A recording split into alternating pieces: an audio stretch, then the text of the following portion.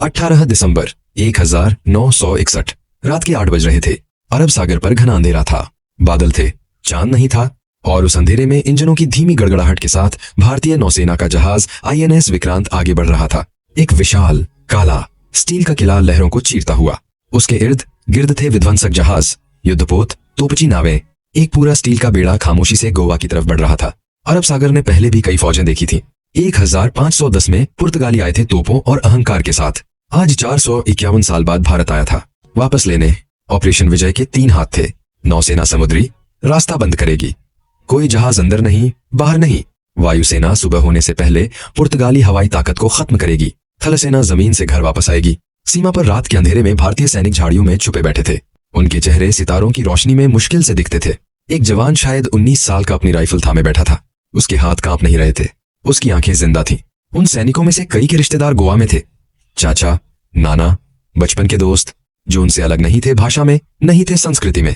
बस एक औपनिवेशिक लकीर ने उन्हें 451 साल से अलग रखा था। 19 दिसंबर 1961 भोर से पहले आसमान में भारतीय वायुसेना के विमान वैम्पायर और मिस्टर बिजली की तरह गुजरे। नीचे तेज सटीक डाबोलिम हवाई अड्डे पर रोशनी हुई और फिर बुझ गई। पुर्तगाली रडार स्टेशन चुप हो गए, संचार टॉवर ढह गए और सूरज उगने से पहले ही गोवा का आसमान भारत का हो चुका था। समुद्र पर एक नाटकीय पल आया।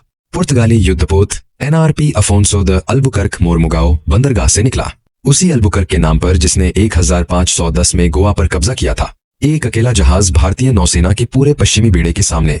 कुछ पल के लिए समुद्र थम गया। ये साहस नहीं था, ये एक साम्राज्य की आखिरी हिचकी थी जिसे पता नहीं था कि वो पहले ही मर चुका है। भारतीय विध्वंसकों ने गोले दागे। अफोंसो द अल्बुकर्क जलते हुए डूबते हुए मोरमुगाओ के किनारे जा लगा।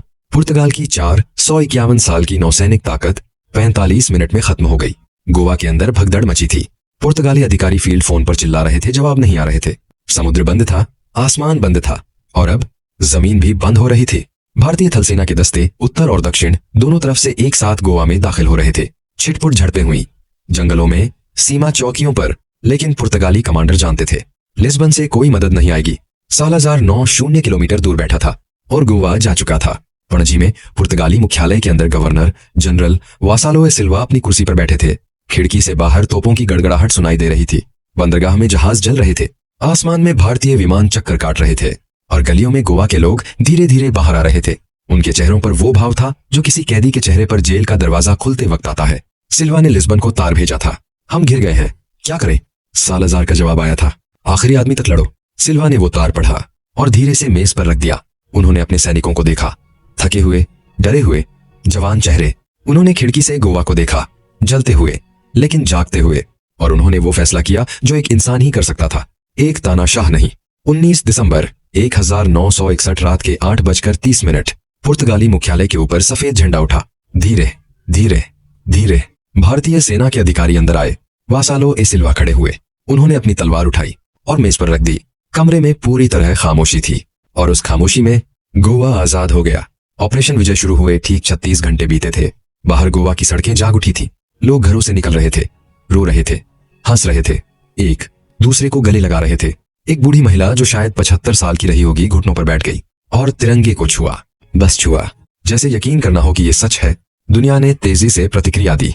संयुक्त राष्ट्र में अमेरिका और ब्रिटेन ने भारत की निंदा का प्रस्ताव लाया। भारत ने बल प्रयोग किया। सोवियत संघ ने वीटो कर दिया। प्रस्ताव मर गया और वॉशिंगटन और लंदन में गुस्सा था। एक नया आजाद देश उपनिवेशवाद खत्म करने के लिए ताकत का इस्तेमाल करे, ये कैसे हो सकता है?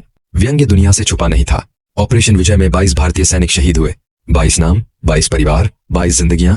हर नाम याद है, हर बलिदान गोवा की आजादी की नींव में है। लिस्बन में सालाजार इतना क्रोधित हुआ कि उसने वासालो ए सिल्वा को सेना से बर्खास्त कर दिया।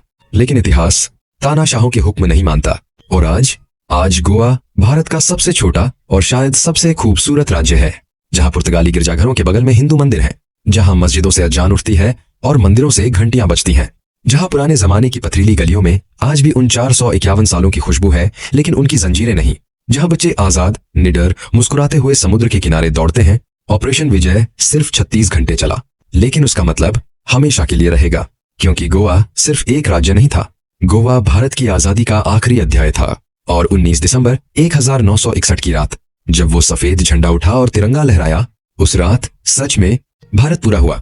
गोवा भारतीय भूमि पर आखिरी औपनिवेशिक क्षेत्र था, ऑपरेशन विजय सिर्फ एक सैन्य अभियान नहीं था, ये भारत की आजादी पर आखिरी पूर्ण विराम था। अगर आपको ये वीडियो पसंद आया हो तो वीडियो को लाइक करें, कमेंट करके अपनी राय बताएं और ऐसे ही शानदार डॉक्यूमेंट्री वीडियो देखने के लिए चैनल को सब्सक्राइब करना ना भूलें।